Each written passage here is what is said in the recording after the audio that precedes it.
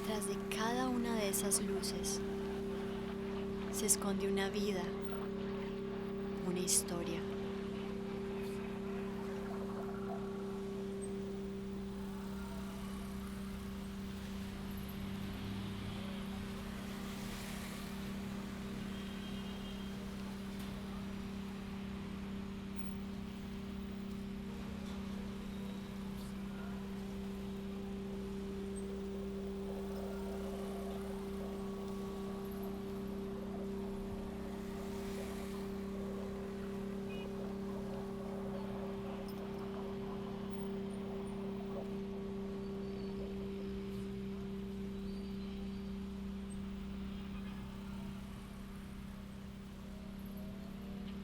Una vez allí, se me vino todo encima.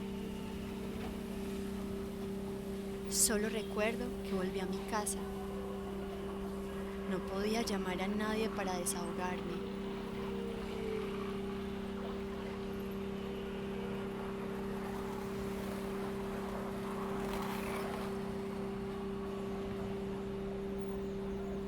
No supe qué hacer.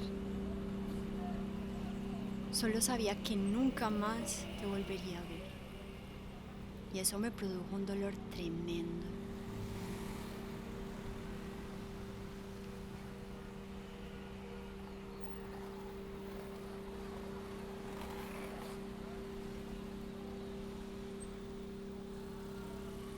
Supe que tu ausencia no había matado el amor que yo sentía por ti.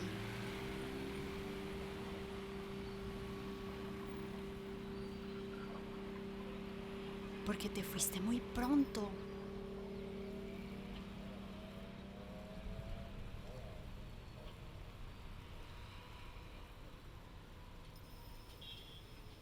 Entonces Medellín estaba cambiando. Aunque la situación seguía muy tesa.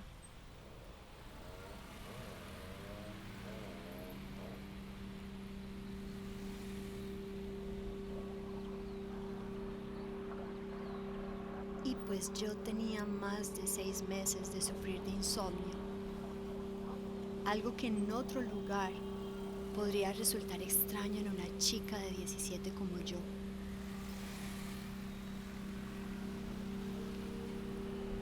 Es que cuando no puedes dormir, todo empieza a parecer irreal.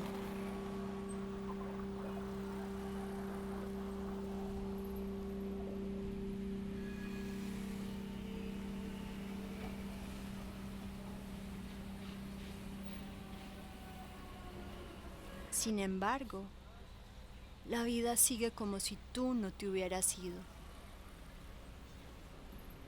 Voy a contarte todo lo que no te pude contar.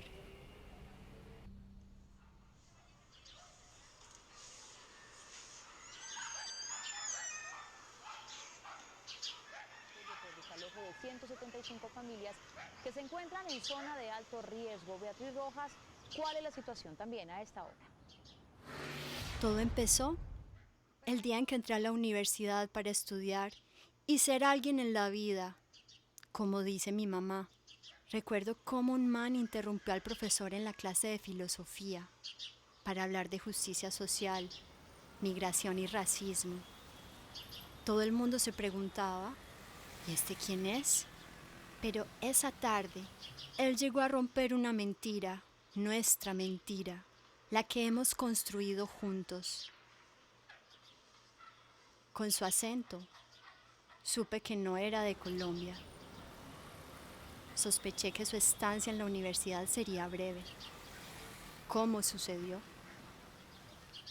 Eso pasó hace 6 meses. Y nunca imaginé que junto a él conocería una versión diferente de la vida. Fue en la Feria de las Flores, el evento más importante de la ciudad, cuando nos encontramos por segunda vez. Él me invitó a bailar, parchamos un rato. Cuando él me dijo que vivía en esa parte de Medellín, que se consideraba una zona peligrosa, sentí mucho miedo.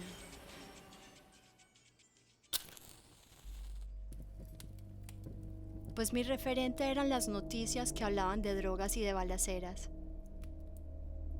Supe que él pensaba que yo era una hija de papi y mami,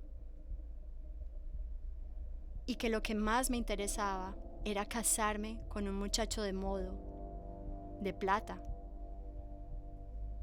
No veníamos del mismo ambiente, dos mundos, dos realidades. Quería saber más sobre él, sobre su vida, pero al mismo tiempo me dio demasiado susto cuando él me invitó a conocer su barrio.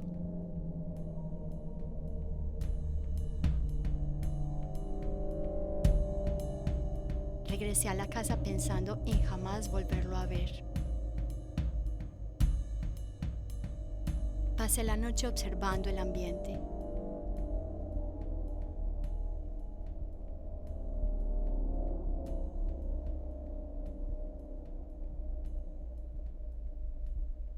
Un llamado a las autoridades porque la inseguridad aumentó en ese sector.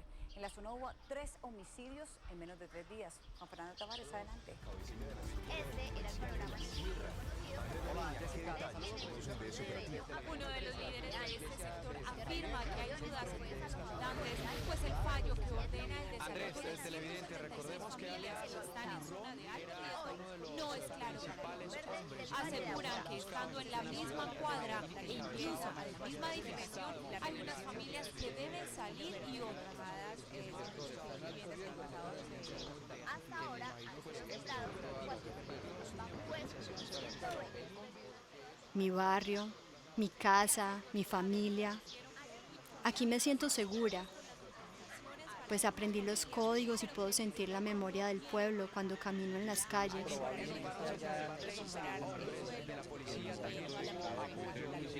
Hemos oído y visto tanto horror en la radio, en la televisión, en los periódicos. Aunque la construcción del metrocable habría mejorado la situación.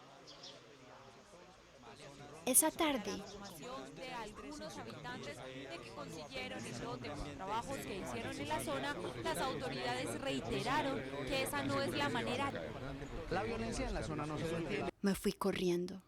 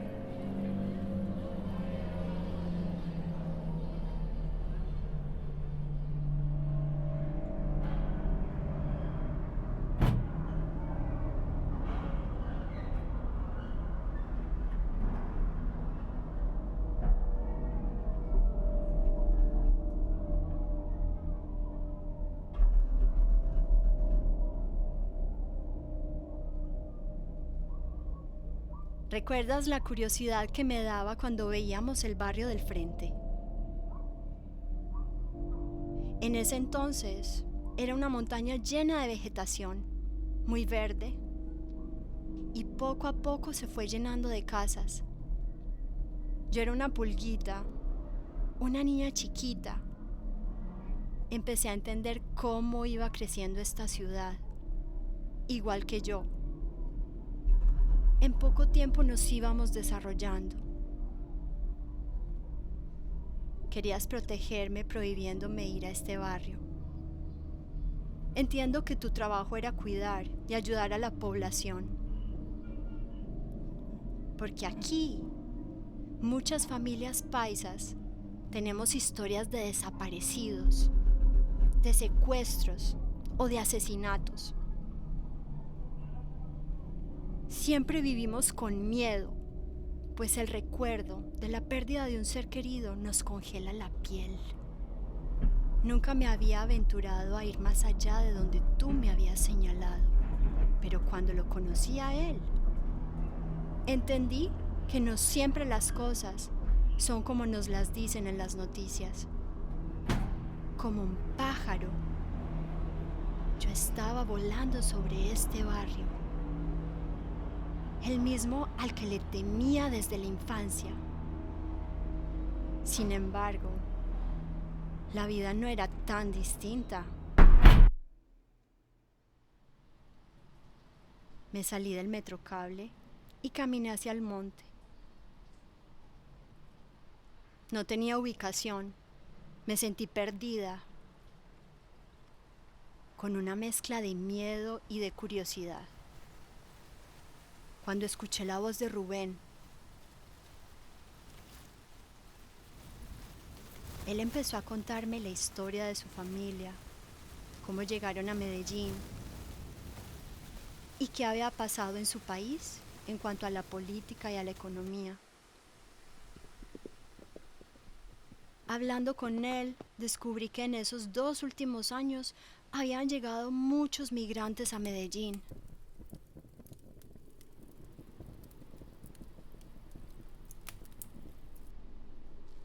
Pasamos frente a una ferretería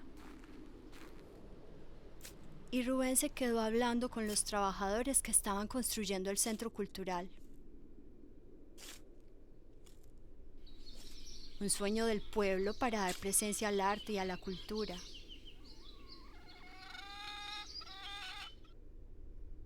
Me quedé mirando el reflejo en la ventana, como si todas las imágenes que estuviera viendo fueran surrealistas.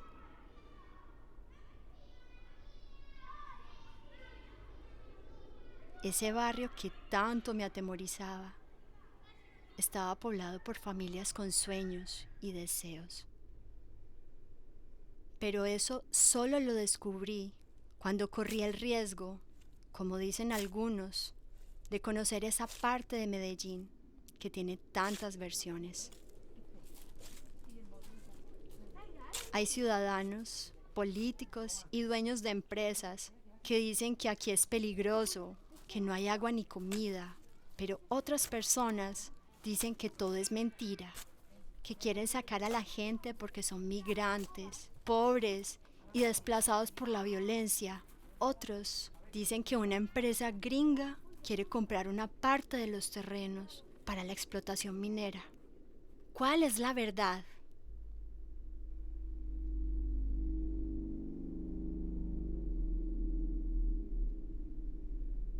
Seguimos caminando y hablando de política. Y me sorprendió escuchar a Rubén citando esta frase de un autor uruguayo: el plomo flota, el corcho se hunde, las víboras vuelan, y en este mundo de nuestro tiempo, el mundo al revés se recompensa, se castiga la honestidad, se desprecia el trabajo, se aplaude el crimen, siempre que el crimen se practique en gran escala y sus autores sean generales, o por lo menos presidentes.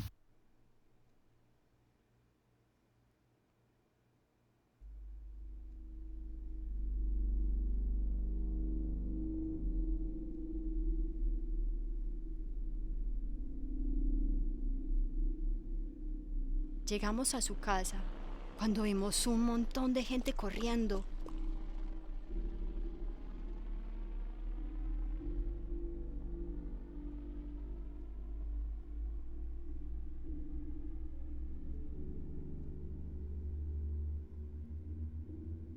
Un llamado a las autoridades porque la inseguridad aumentó en ese sector.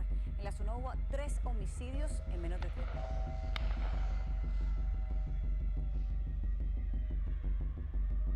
Y luego un montón de carros de la policía. Yo me escondí detrás de un poste. Y en ese momento supe que debía huir. Pero de nuevo oí una voz. ¿Qué significa la dignidad? El mundo de hoy, el mundo de cabeza, pelea contra los pobres, en vez de tener como enemigo a la pobreza. Hay que vivir dignamente. Nunca volví a ver a Rubén. Había desaparecido durante el altercado con la policía. Hubo heridos y encarcelados. Cuando llegué a la casa, mi mamá había vuelto y me dijo que lo mejor era que me fuera a trabajar con la tía Raimunda en Canadá. Pensé en Rubén y en las personas que están luchando para salvar el barrio de la Comuna 21, porque es un barrio lleno de berraquera. Me vi repitiendo la misma historia, nuestra historia, la que hemos construido todos juntos.